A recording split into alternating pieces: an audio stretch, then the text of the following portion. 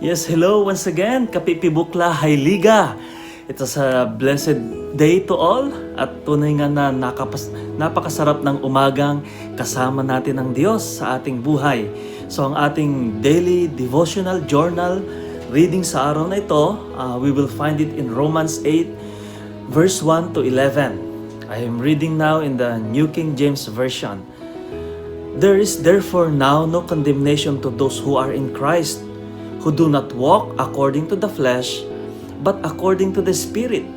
For the law of the Spirit of life in Christ Jesus had made me free from the law of sin and death. For what the law could not do in that it was weak through the flesh, God did by sending His own Son in the likeness of sinful flesh. On account of sin, He condemned sin in the flesh, that the righteous requirement of the law might be fulfilled in us who do not walk according to the flesh, but according to the Spirit.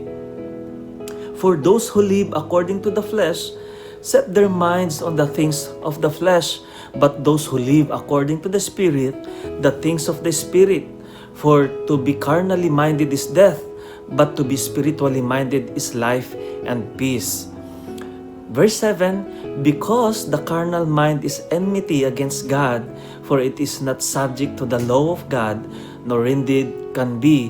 So then those who are in the flesh cannot please God. So the leader of Paul is reminding us that those who are living in the flesh cannot please God. So in verse 9, but you are not in the flesh, but in the Spirit. Glory to God. Paul saying that we being a Christian, we are not living in the flesh anymore, but we are living in the Spirit. If indeed the Spirit of God dwells in you, now if anyone does not have the Spirit of Christ, he is not his. And if Christ is in you, the body is dead because of sin, but the Spirit is life because of righteousness.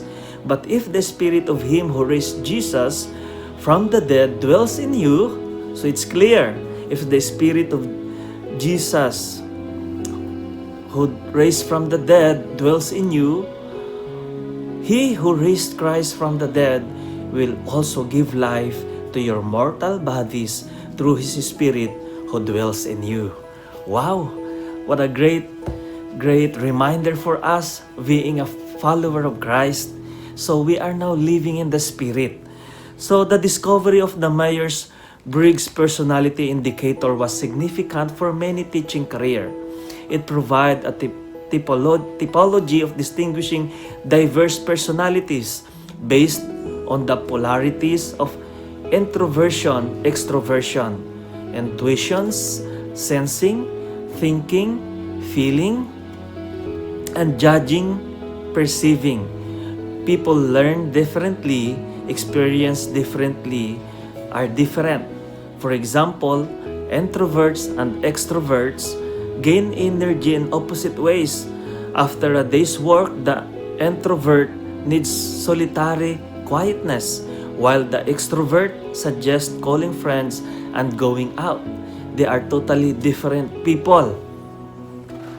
Such diversity of personality runs throughout the scriptures as we read it. So Esau is a man of the field, but Jacob is a quiet man. The reflective Mary listens at Jesus' feet, while the frenetic Martha seeks to serve from the kitchen. Peter is a doer, while John is contemplative. Thus their theologies and spiritualities differ. Moses perceives God in historical events, while Elijah hears God as the whisper of a still small voice, as we read in 1 Kings 19:12. In today's reading, Paul declares that fullness of life necessitates freedom from requirements of law that we cannot meet. Often these are spiritual disciplines that are incompatible with who we are. That's why the law, it magnifies our sin. When they do not work for us, we feel like a failure and we give up. The spiritual writings of John of the Cross are vastly different from those of other people. Yet, after finding the spirituality that fits, there comes a point when ongoing spiritual growth entails walking into one's shadow, the undeveloped side of one's personality. So, all of us, brothers and sisters, we have our own personalities. We are different from each other. But one thing we are in common, if we are in Christ, we have the Spirit of God. We have the power of the living God living in us so that we can live into Christ likeness. As we go on in our spiritual journey, we will meet spiritual maturity that glorifies God. As the Bible says, for His name's sake, we will serve the Lord and we give glory to His name. Until next day, brothers and sisters, this is your pastor, Pastor Jerome Minerva. Let us all pray. Let us bow our head. Oh God, thank you for the assurance of your salvation through Jesus Christ, our Savior. Although we are still in this world, help us not to live according to the craving of the flesh, but according to the Spirit, so that the sacrifice that Jesus Christ have done will not be in vain. May we always live intentionally to illuminate the light that you have placed in our lives, the light that you have put in our hearts, as our Lord Jesus Christ is the light of the world. Let His light shine upon us. We also pray our brothers and sisters, O Lord, the Qatar United Methodist Church, and those who have a sickness, O Lord, touch their life, touch their being, O Lord. Let the breath of the Holy Spirit breath on them so that they may gain life and good health. All of this we ask in Jesus Christ's mighty name, I pray. Amen.